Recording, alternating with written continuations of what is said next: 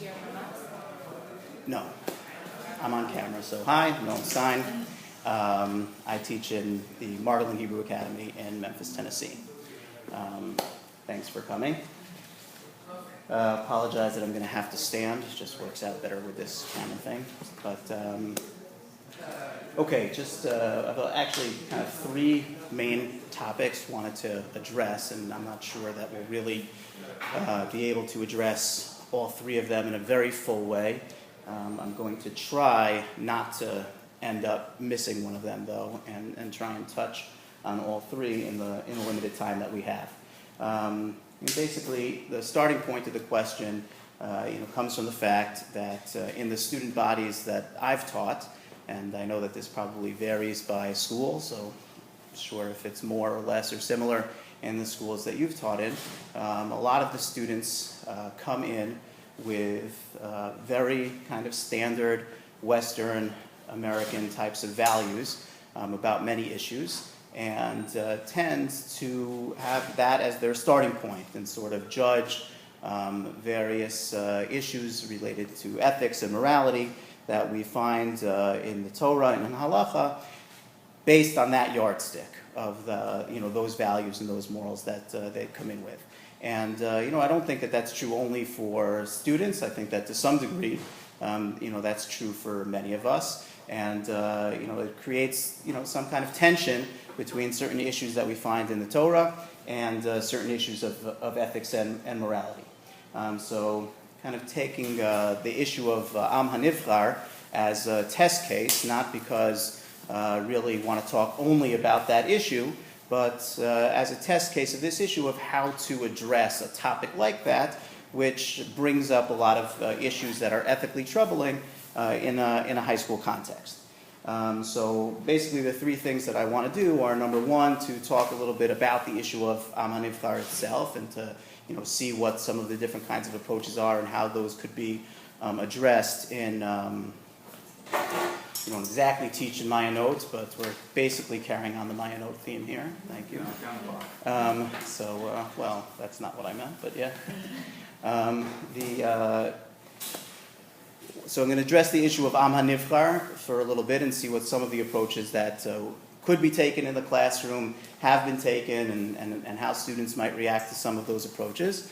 And then the second issue, which is a larger type of meta issue, is how do we ourselves understand that there are certain ethical ideas and certain moral principles that I'm going to assume, but when we get to it, we can certainly challenge this assumption. I'm going to assume that we share with the Western world, and we probably feel very strongly that those values are important. But if you look at the Torah, it seems to be that at least in many stages in Jewish history, those values weren't assumed. So how do we understand how that happens and what that means? Because on the very face of it, it seems like we feel like we have a higher or maybe more perfect ethical standard than was often the case for Torah Jews in different historical time periods. And then the third issue is to talk about some pedagogical suggestions of how to relate to students in the context of dealing with these issues. Okay, please feel free at any time to jump in with questions. I most likely will not have any good answers for you, but maybe we'll, together through some discussion, be able to, come up with some ideas. Okay, so I begin with the first source that I have here, and I'm by no means going to be reading all of these sources. Rabbi Shaiwitz, indicated that a benefit of this would be, also giving a lot of sources for teachers to use. So certainly these sources are here in much greater length, and we're actually going to be able to touch upon them today. But hopefully that those sources could be valuable to you in the future. So I start with a relatively long quotation from The God Delusion by Richard Dawkins. And the reason why I do that is... those are her sheets? Yeah. That's not good. She's probably missing her sheets then. Yeah, I guess, in case she needs them. Unless he put a little bit of each person's in each room so people can take them. No, these are just hers. Yours are.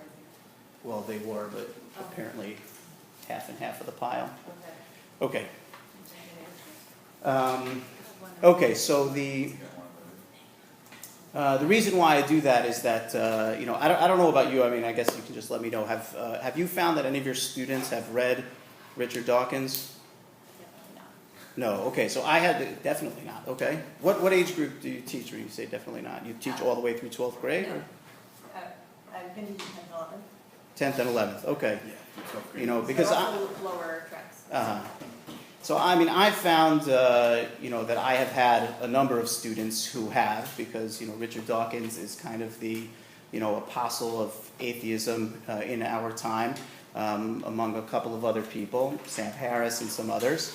And, he, very much in this book, The God Delusion, more than in any of his other books, really tries to challenge and convince people to adopt an atheistic viewpoint, to adopt a relatively critical viewpoint of religion.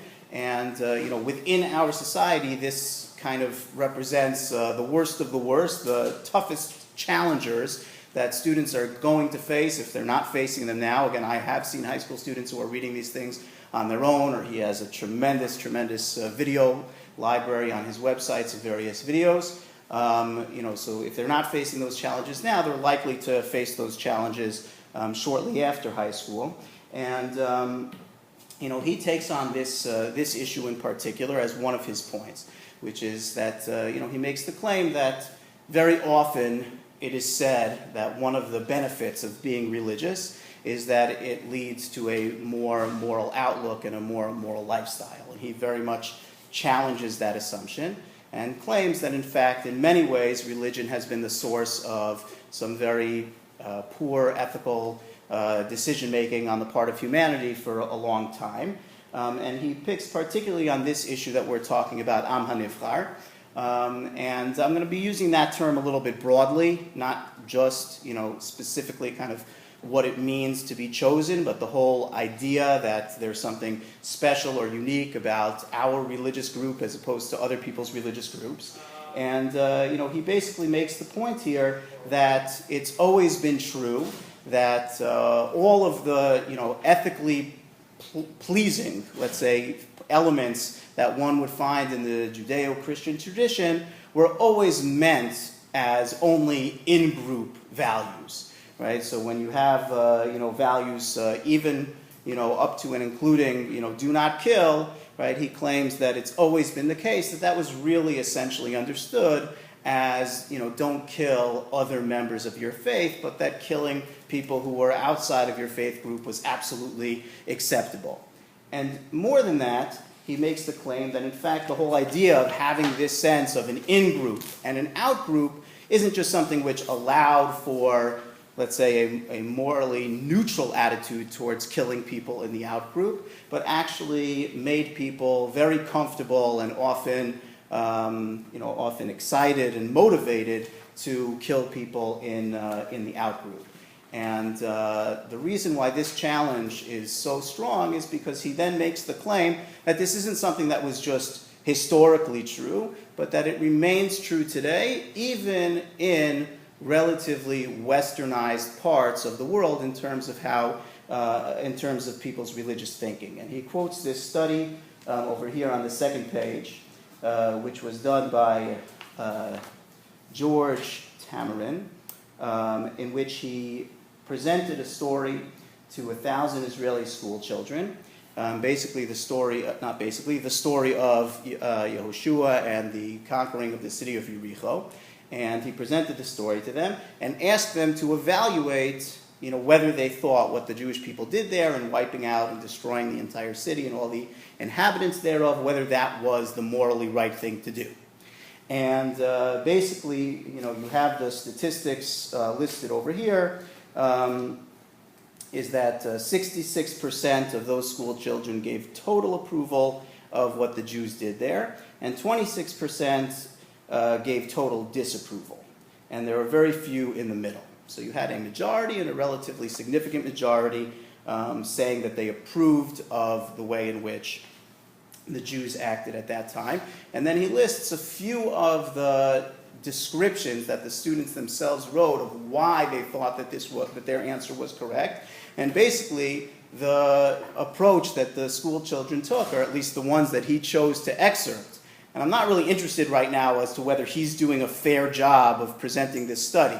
The question is more, what type of attitude are people in the Western world now exposed to about these issues, and what is the sort of worst challenge to this idea that is out there? And he, in these descriptions, the students basically said, because those people are members of other religions, because we might assimilate into those other religions, therefore killing those people is an appropriate step to take. Right? And I think that we would all agree, but again, you can jump in if you don't, that generally speaking, we're not comfortable with that ethic in a practical sense. Right? Even though when we read the story of Yehoshua, it might be that, or many other stories in the Torah, it might be that we kind of comfortably gloss over that question of, wait a second, is it really okay to kill all of these people, just because A, God said so, and B, God did not want us to be assimilating with the other nations, right, after we came and conquered Israel. We kind of gloss over that comfortably.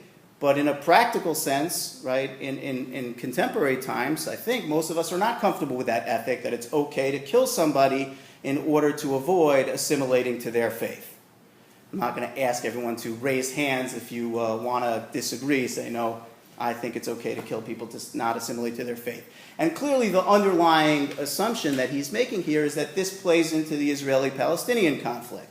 And he does make the point that he assumes that if a similar study of Palestinian children were done, then a similar number, or perhaps more, Palestinian children would be comfortable killing Jewish children. He's fine with that. That just furthers his point, because he would look at that as also a result of their religious thinking. Interestingly, the flip side of that experiment is that a similar samples group of Israeli school children was given the story of Yehoshua, and they took out any reference to Yehoshua and made the exact same story about a Chinese emperor from 1,000 years ago. And in that case, the results were totally flipped, in which the school children, by a large majority, said that they did not think it was appropriate to kill, for that emperor to kill those people. So that, in other words, his claim would be that even people who have a basic ethic of it's immoral to kill people just because they're your enemies and just because you're afraid of relating to them, even people who have that ethic will use religion and the idea of where it's our religion versus all of the other religions as a justification for this otherwise unethical act. Yeah. So the Rambam has this idea that's not in the Pshat that Yehoshua gave them a choice to assimilate, to become like Gary Toshav or whatever, or leave, or fight. Or Rachav is in the story, and she was a moral person, and she was fair.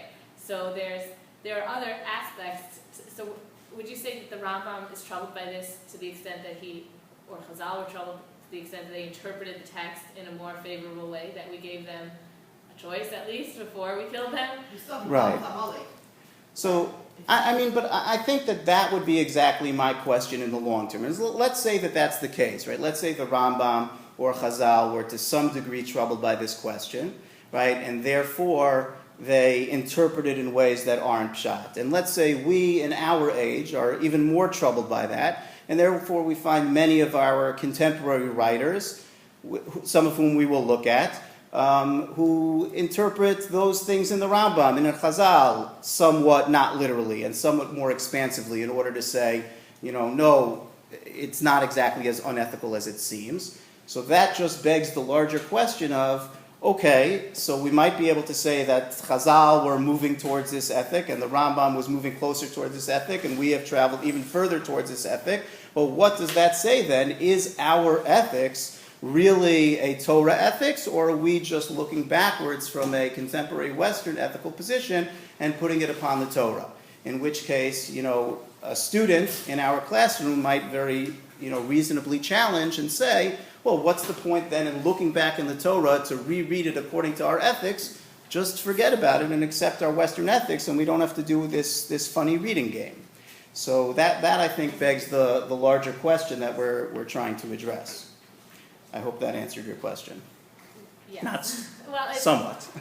All I right. mean, I think we could say that they're really understanding the Torah in a way that we need their help to understand the Torah. Like, in halacha also, we don't just read the Bible, we have a rabbinic tradition that interprets it. So too in these stories, we have a rabbinic tradition, Right.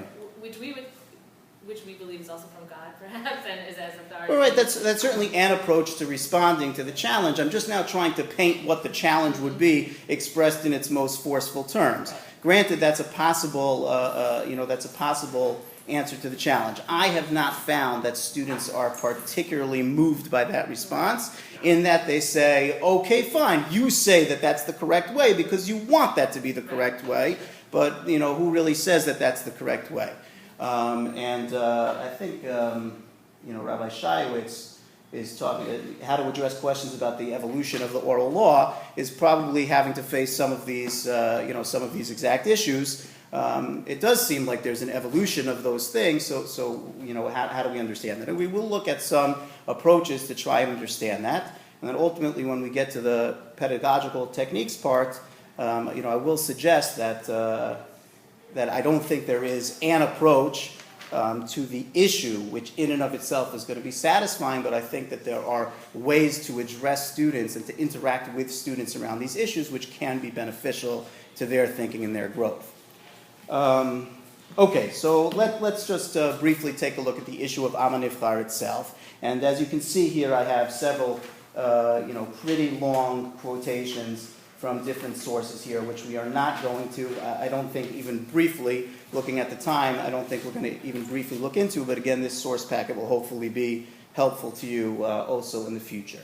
Basically, I think that we can paint three sort of classical approaches before we turn to the modern and contemporary approaches, three classical approaches to what HaNivchar means, or what in general terms it means that there's something unique and special about the Jewish people, right? An idea which, even forgetting about the consequences of how we act ethically towards the other, even in and of itself might challenge sort of our basic ethical notions of equality and those types of issues. So one approach, very famously is the approach of Rabbi Yehuda HaLevi. Rabbi Yehuda HaLevi comes back to this issue several times within the Kuzari. This is the first and most famous and most fully fleshed out discussion of it, where he takes the history as recorded in Bereshis, and he makes the contention that basically what the history recorded in Bereshis is a history of the development of what he calls the Inyan HaEloki, or at least as was translated. I do not recall what he originally called it in Arabic right now, but the Inyan HaEloki.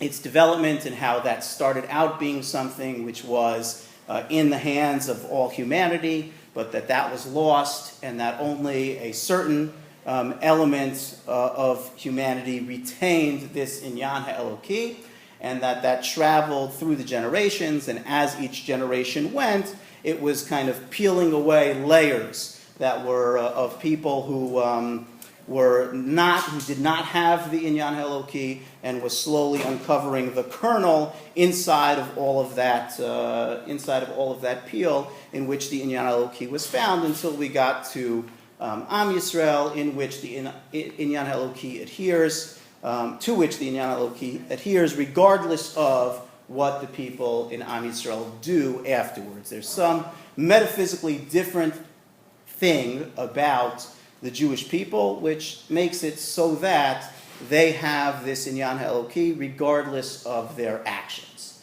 And that's what it means that the Jewish people are special. That way of looking at it is probably the most ethically challenging viewpoint towards looking at it. At least the most famously, taken to the extreme version of this is found on page 7 in the Tanya. The Tanya here is not saying anything, brand new to the 18th century when he's saying this. It's very much based on a lot of ideas within the Kabbalistic tradition, where he actually looks at it in terms of, because for Rabbi Yehuda HaLevi, this Inyan HaEloki, it's not clear exactly whether this is an actual feature of the nature and makeup of Jewish human beings, that they are different than other people, or whether it's just some kind of connection between those human beings and God. But the Baal HaTanya, again, echoing what's pretty ubiquitous within the Kabbalistic tradition, the idea that the neshama of Jews is substantively different than the neshama of non-Jews in two ways, right? Where you might be familiar with the fact that the Baal HaTanya deals extensively with the fact that Jews are made up of two different kinds of nefashos. There's the nefesh habahamis and the nefesh halokis, the animal soul and the godly or divine soul, which is within every person. So non-Jews, he says, not only do they not have a nefesh halokis at all, but even their nefesh bahamis comes from a different source within God. And this idea that we have that each and every person has, in the Tanya's words, a chelek eloka mimal mamish, an actual piece of God within them, right? That while that's not completely untrue for non-Jews, that aspect of God which is within non-Jews comes from a different place within God. Obviously, kaviyachol, whatever, however we understand what exactly that means, but leaving the the metaphysics of it aside, that there's something very, very substantively different, and he looks at that as having very practical ramifications for the nature of non-Jews. So he speaks about, in the last three lines in that first paragraph from the Tanya, he says, Masha ein kain, nefashos umos ovdei gilulim, hein mishar klipos, temeos. Those two words are stuck together. She'ein bahem tov klal, right? There's no good in them whatsoever. And then he quotes from Rav Chaim Vital, right? V'chol tivu da'avdin ha'umos ovdei gilulim ligarmayu avdim. Anything good that you see a non-Jew doing, you can assume they're doing it for selfish reasons. They're not doing it for pure good because there can't be actual good. So this isn't just a metaphysical concept. He actually sees this as a feature of non-Jewish human beings in contemporary times, that you can actually understand the fact that they have a different soul essence means that they also have different characteristics and are different types of people in contemporary reality. So this is the extreme position which would probably, for most of our students, perhaps for us, be the most ethically troubling viewpoint. Okay?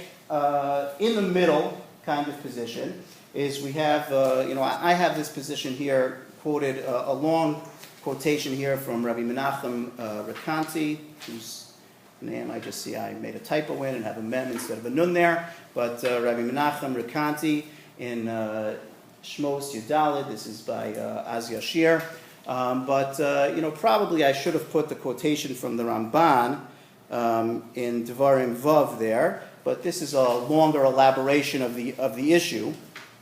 The Ramban says, the pasuk says, "Ki b'char Hashem Elokecha lios lo la'am sugula," right? That Hashem has chosen you to be a treasured nation, right? The Ramban says, "She'ein lecha katzin shoter umoshel b'chol malachei mala, aval ata segulas Hashem tachas yado," right? Meaning that all of the other nations have a. I don't think we have any more packets here. I'm sorry. If you have a device, you can pull up the thing that he sent out. That all of the other nations have a sar, some angelic entity which is in control of that nation, and the Jews don't. We don't have a separate sar. We just have God. Right, and the Ramban, comes back to this theme a couple of different times, right? Also very famously in Tamim Tia Hashem Elokecha, right? The Ramban says that what does it mean to be Tamim? It means Shalem, right? There's a big machlokus about what Tamim means in that pasuk. He says that it means Shalem, meaning that there are these other, different forces, and that other nations are allowed to, address the divine world through going through their sar, connecting to the angel in charge of their tribe or of their country, but we have a special relationship with God, right, which means that we are directly controlled by God and not by these other forces. So this viewpoint, while it still understands that there's something, kind of metaphysically different about the Jewish people, it's not, it seems, an inherent quality which is different about the Jewish people, but rather it's the relationship between us and God. And I think we will see shortly that there's an echo of this in Rabbi Jonathan Sacks's understanding of this issue in more contemporary times. The Rekanti, which you have there, is just kind of a long elaboration of the way in which this interplay between God and the different sarim of the different nations work, which I think is just important to understand sort of how realistically these Rishonim, Rabbi Menachem Rekanti is very much in the school of the Ramban, understood the way in which there really was a difference between the way that the world was run for other nations and the way that the world was run for God, and that this interplay between the different forces was something which had very real-world implications, which is, I think, important to understand. Again, like we saw in the Baal Tanya, this isn't just a theoretical concern, but really affects the way we understand how non-Jewish nations are in this world and how the Jewish nation is in this world. Sorry, question? Yeah. I don't find many students, the students who are Kabbalists or non-rationalists by temperament are also, in general, I think more from in their outlook and not as troubled. Like, if you're a Kabbalist and you're accepting the Tanya's Hasidic approach, then you're also probably more accepting of God's morality, God as a source of morality, than a real rationalist.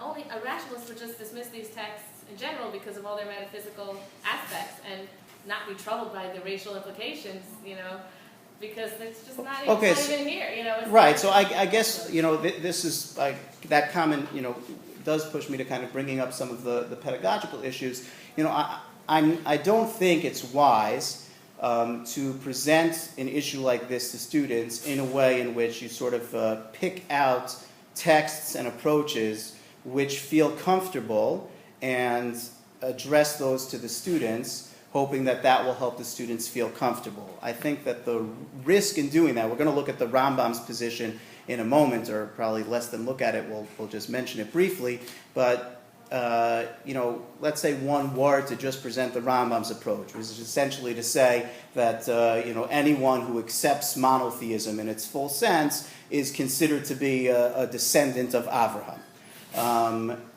So that approach, granted, is probably ethically less troubling.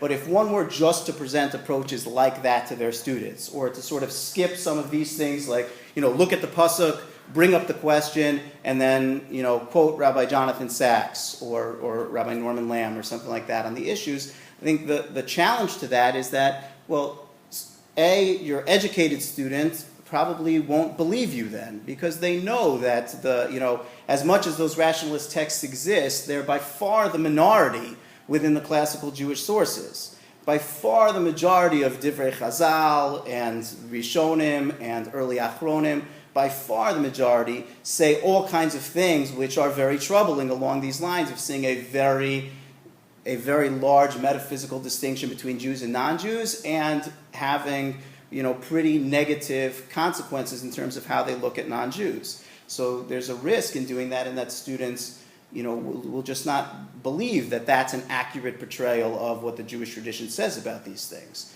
The second possibility is that while they might believe you now, so when they do face that challenge, whether it is by, opening up that sefer, or whether it is by somebody quoting to them, what do you mean, Jews believe in equality? Doesn't it say this, that, and that? They won't be prepared to have confronted that issue. So I think in the classroom, it's very important to address all of these issues. One of the things that I have here on the list of, it's the first thing, of pedagogical suggestions, is to show them the worst there is. And I think that that's very important, is that, if there's something out there that seems to suggest something horrible and terrible about Judaism, you don't want to hide it from your students, because, I don't, I can't speak for everybody's students, but I would imagine for many of us, our students have access very easily to the entire world. And, you're trying to hide it from them is not going to keep it hidden from them. And therefore, again, we're talking, this is, in high school with, relatively sophisticated students, maybe we're talking about 11th and 12th graders instead of 9th and 10th. I'm not saying that at every developmental stage it's appropriate, but sometime before leaving high school, I think students are better off seeing these sources, hearing these challenges from you, not because, again, I think that we are necessarily going to have any amazing clincher answers to all of these things, but because I think it's helpful for students to experience that you can have these questions, you can be extremely troubled by them. Many other people are very troubled by them, all of whom are very committed from Jews. And that there's not an inherent contradiction between thinking about these things, struggling with them, being unsure of them, and at the same time being very committed. So if we hide these things from the students, and then they say, oh, the only reason my teachers were like that is because they didn't know about all this stuff. Now that I see all of this stuff, I realize that they were just ignorant. Right? That's not, I don't think that's, the best model. I know that that's, not everybody necessarily shares that viewpoint, but that from my experience, I think that is the better model with students in the modern Orthodox world who are not, realistically going to be able to, be sheltered from a lot.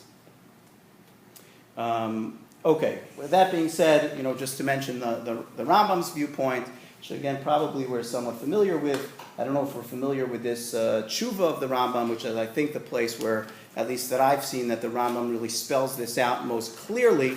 Right here he's talking about the issue of gerus, right, which is of course for this issue of HaNivchar one of the biggest challenges, right? If it's true that there's something metaphysically different between Jews and non-Jews, right, how could it be that somebody could be a ger?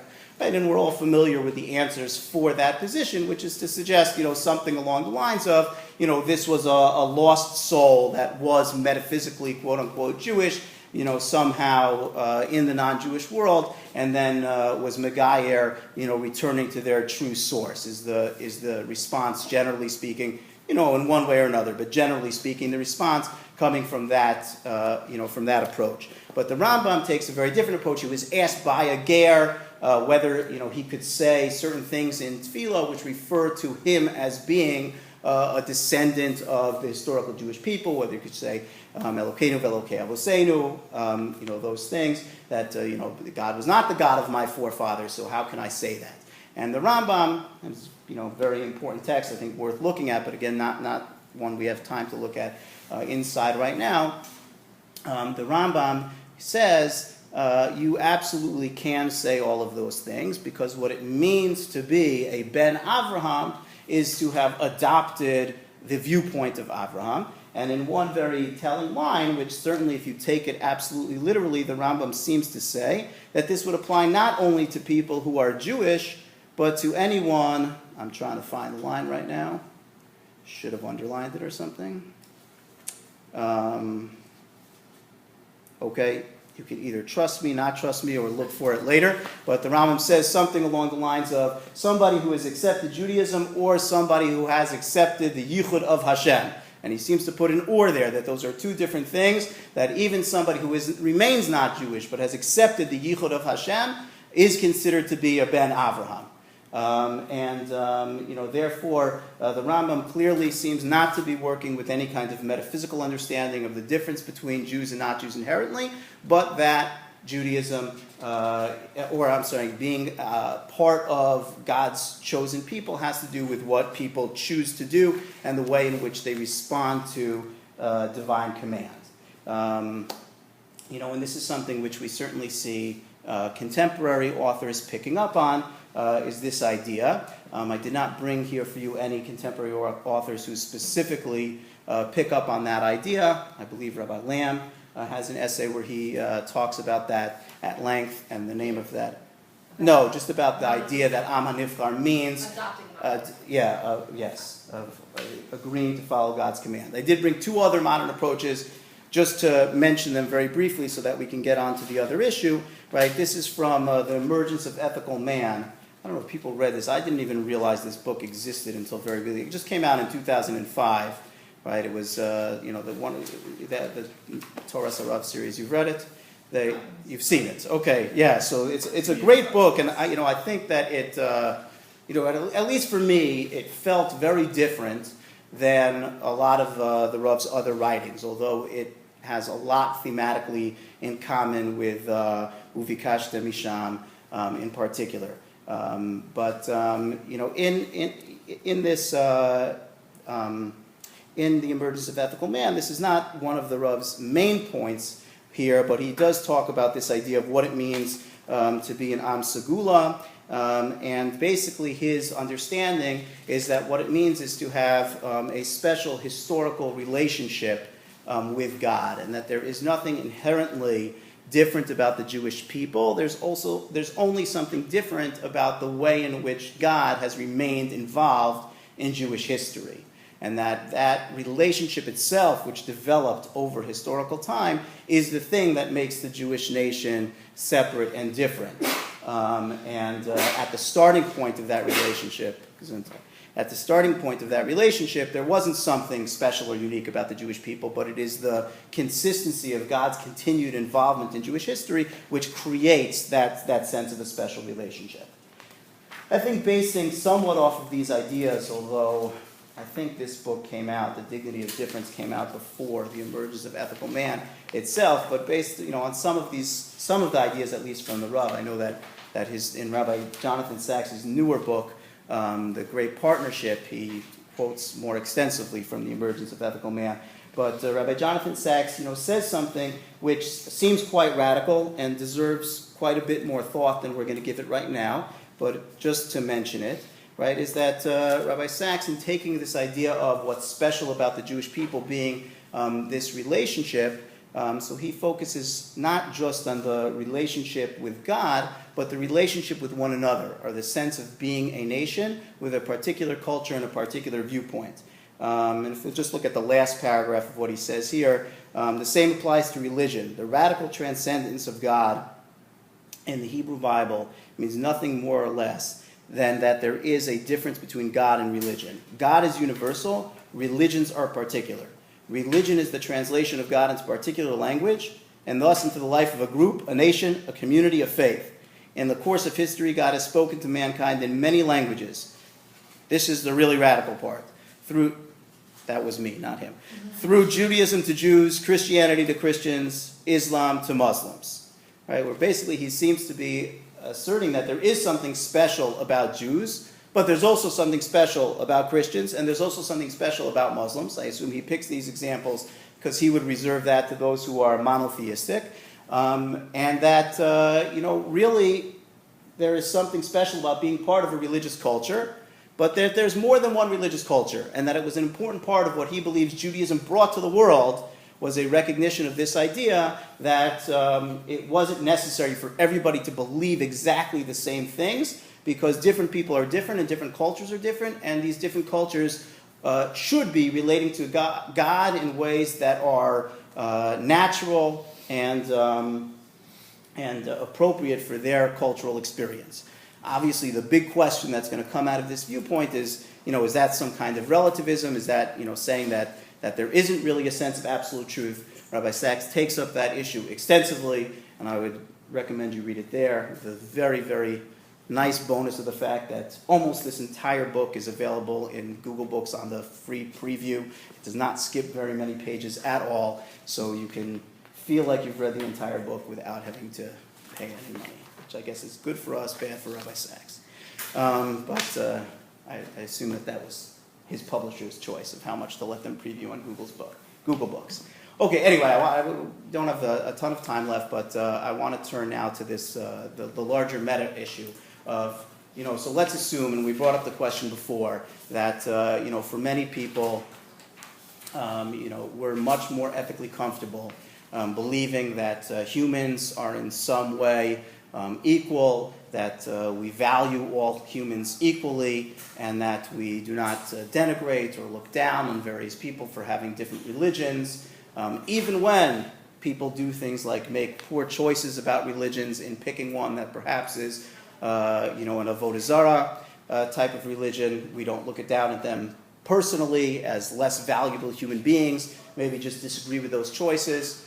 If those are the ethics which many of us share, and I think, again, please feel free to jump in and challenge that assumption, then, how is it that we understand the fact that that does not seem to be the way until very recently that Jews have thought about this issue? To me, this question was very much brought into sharp focus when I was watching with my class earlier this year. We were really learning about science in Judaism, and there was a debate, put online by the BBC between Richard Dawkins and Rabbi Sachs. And it's really great watching. There's a lot of fun there. There's this great part where Rabbi Sachs calls Richard Dawkins an anti-Semite, and it's fun. And then he tells him he loves him. It's a fun debate, but you should watch it. And it's free also. There you go. So anyway, at a certain point in this debate, Richard Dawkins says to Rabbi Sachs, I think that if you took a modern religious Jew in our time, right, and you compared the ethics and values and basic ideologies and viewpoints of a modern Jew living today in 2012, which is when they were having this debate, in 2012, and you took a list of all of those viewpoints, and you compared them to a secular atheist in 2012's list of viewpoints, and B, to a 18th century or a 17th century Orthodox religious Jew, right? He says, I think that the list would be much more comparable between the secular atheist and the modern Jew. The modern Orthodox Jew their list would be much more comparable than the list of viewpoints of compared to the 17th century Jew. Ideas like equality, ideas about slavery, ideas about education, ideas about poverty, ideas about women, ideas about democracy, freedom of expression, etc., etc., etc., all of these things. And Richard Dawkins' basic claim was, therefore, I would contend, he says, that it's not really true. In other words, the viewpoints, the ideologies which come from your religion are wrong. The reason why you, Rabbi Sachs, and I don't disagree about very much at all is because you're not really getting your viewpoints from your religion. You're really getting your viewpoints from a general Western ethic and not from religion. So that comment, which sounded quite challenging to me, really brought this question into relief. Right? If it is true that our lists are so similar to the secular atheists of our time, right? So then how do we understand the relationship between what we think about these things and the Torah values from earlier ages? Yeah. You only had three options there. You're only comparing the Jew to, let's say, the average religious person in the 17th century. But if you take the Orthodox average, Jew. Right, okay, but if you take the average non-Jew in the 17th century and compare that, meaning the two people in the 17th century and the two people in the 21st century probably have a lot more in common than whether they're Jewish or not, or religious people or not religious people. Meaning the secular person in the 17th century would be similar. Right.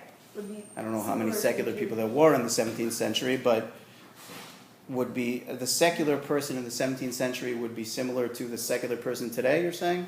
No, it would be similar to the Jew in the 17th century.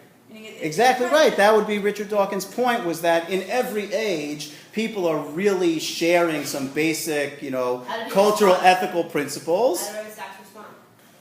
But I don't remember exactly, but he didn't respond very much to that point. We can look back. It was kind of a side point within the debate, and I think, if I'm not mistaken, he went on to talking about, how being part of a group is something which gives people a stronger sense of ethics and morality. So I think he kind of veered off from there, but I'd have to check. But so I think that your point just reinforces the point that Richard Dawkins was trying to make. So the question is how to look at this issue. And I think that, one question is how to look at it, and another question is how to talk to our students about it. So, but you have to think first about what you think about the issue before being able to think, too much about how to talk to students about it. So, I think one way of looking at it is basically, what we would call apologetics. I'm sorry, certainly there's one viewpoint which is to just say, okay, this is terrible, right? Therefore, I really should be going back to the Torah, to Chazal, reassessing all of my values, right? And if I feel like, destroying every single member of the Shiva Amamin is a really, really terrible thing, I've got to uproot that belief from within me. I've got to stop feeling like that's terrible. I've got to reorient my belief system to an authentically Torah viewpoint. And that's certainly a consistent and reasonable position to take. I don't think it's very likely that too many of us are going to succeed in taking that position if your viewpoint is different from that now, yeah? Kids would be more successful than adults. High school kids have no problem. In their rebellious nature, they have no problem oftentimes saying they don't take themselves as seriously as we do, that like we have certain beliefs that we decided are true in our modern way of thinking, so we have much more trouble struggling. Right. And a kid who says like, okay, that's a fairly good argument. I think I really need to rethink myself. Right. I definitely agree that adolescents tend to have less fully developed and certainly less static ways of looking at the world than adults. Adults, at a certain point, stop changing what they believe about things at the same rate at which they once did. In my particular experience, and this depends probably where you teach, who your students are, etc., the students that I encounter tend to think that, the rabbis / religion, they have all of these, quote-unquote antiquated beliefs, and we are the liberals coming in with, these kind of beliefs to challenge the rabbis. So their rebelliousness that I experience more often comes in terms of, assuming that I believe things that I don't believe. They assume just because I'm a rabbi who has a beard for like half of the year every year that therefore, I must believe X, Y, and Z, and they must be, blowing my mind by challenging me with their liberal ethics. But it's not necessarily, it depends who you're teaching and whom you are teaching and where they come from. What their starting point is. Okay, so we really don't have that much time, so I'll try and move quickly, and if anyone wants to step out, that's fine, but I'll finish it for the videotape. But so assuming that we're not going to take that viewpoint is to essentially say, let's rework our ethical system, right? And let's stop believing that, in other words, take suicide bombers, right? I'm going to stop being so upset about suicide bombers because I realize that the Torah asks us to do, similar types of things with similar moral values to what suicide bombers do all the time. And the only reason why we don't do it today is because we don't have the power to do it. But Limudei, we had the power to do it, we would do it, right? So assuming we're not going to take that position, so what is the approach? So one approach would be an approach, generally, it's basically called apologetics, which would be to look back at the Torah and say, no, it's not true that the Torah said that it doesn't like non-Jews or that we're supposed to kill these people. As maybe like you were saying before, we've been instructed not to read things so literally, right? Don't read them so literally.